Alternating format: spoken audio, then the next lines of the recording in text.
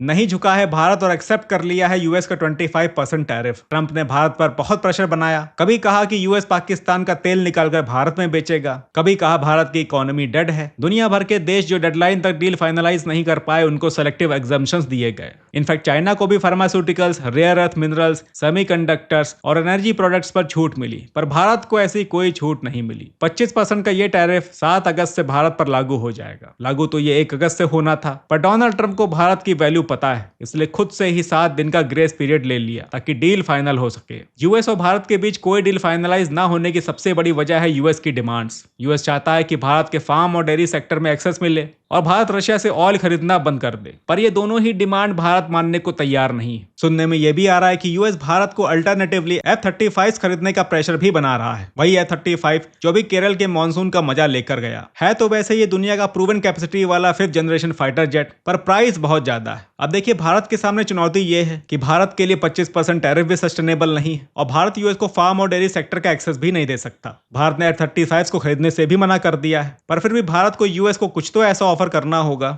जिससे trade deficit balance हो जाए और भारत और यूएस के बीच एक ट्रेड डील फाइनलाइज हो जाए। आपको क्या लगता है, भारत के पास क्या ऑप्शंस है?